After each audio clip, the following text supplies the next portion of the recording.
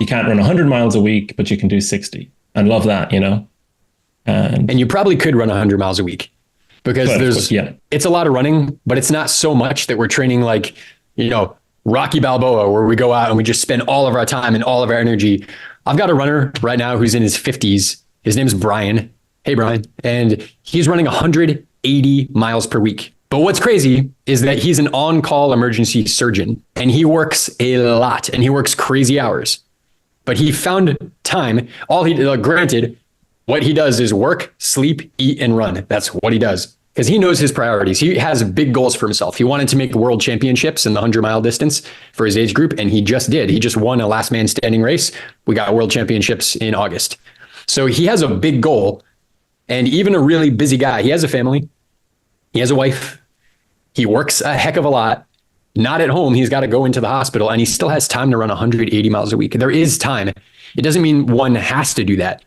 But if we assess our life, like if we know those priorities, then everything that doesn't feed those priorities, where if our time goes to a place that doesn't feed those, then that is an opportunity to change. And we all do it, the social media scrolling, the TV watching, the phone calls, or the complaining, the derping, whatever it is. We waste a lot of time. I do as well. I try to minimize that, sometimes successfully, sometimes not.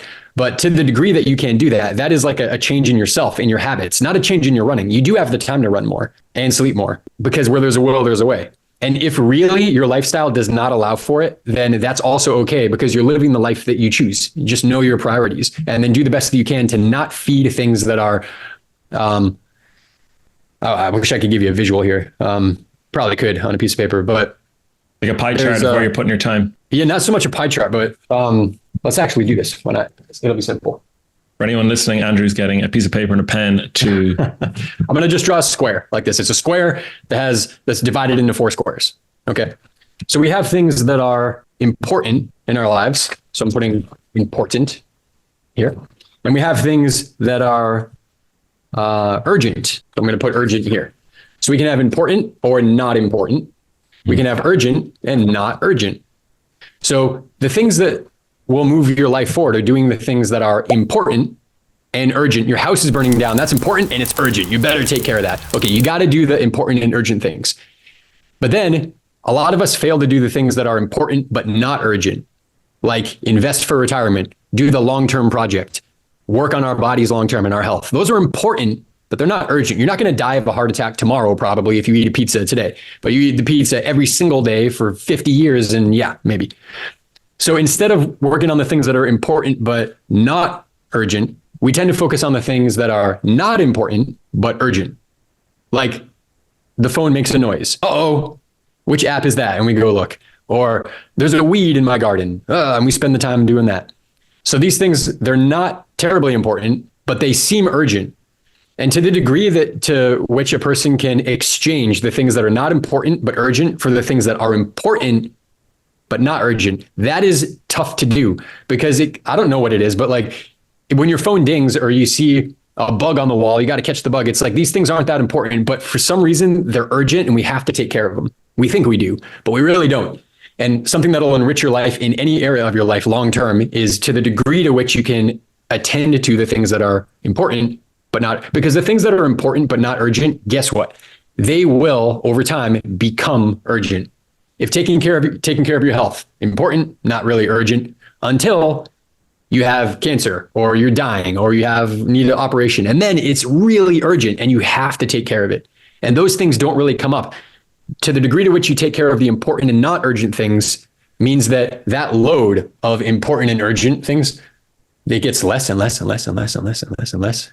And that'll really shape the quality of your life. So is this kind of reflection that you're referring to, like, almost like metacognition, thinking about, how runners are approaching their running and their intentions? Yeah. Is this something that you regularly work on with clients? Like, when you have conversations, is it constantly about how are we showing up? How could we, take care of the things that lead to the run more effectively? Right. Yeah.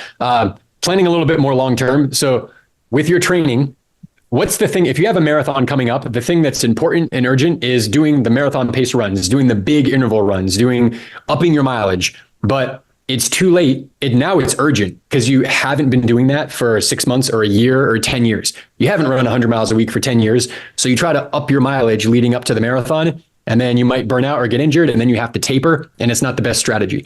So I definitely work with my runners on building a foundation and really making the most of your base training. And the truth is that off of proper base training, it depends who you are, right? But virtually everybody who hasn't really peaked their fitness and become like an Olympian or something, off of just base training, you are going to set PRs in many distances that aren't specific distances. One of my clients wrote to me yesterday. He just ran a 10-mile race this past weekend, and he's training for a trail half marathon. So he did a, He did a 10K a few weeks ago. He did a 10-mile, and then he's got the half marathon. And he PR'd in that 10K, lifetime PR. And then he PR'd in the 10-mile as well. But he wasn't even training for them. He's training long-term. But because he has enough time, we've been working together, 6 months or so at this point, because he's putting the time into base training, he gets those results. You just got to be patient.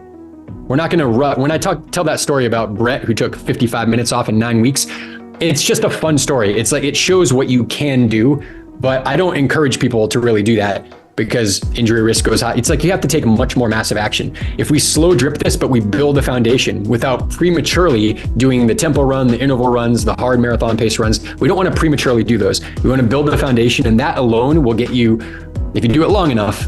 So a 12-week training plan is probably not long enough. If you do that long enough, you will get the results you want based off of just that. And then the beautiful thing is that if you build that foundation, you can come back and you can sharpen it up with your support and your specific training, and you can really take it to the next level. You'll already be in PR shape, and then you skyrocket your specificity and fitness, and that's what creates a breakthrough in your performance.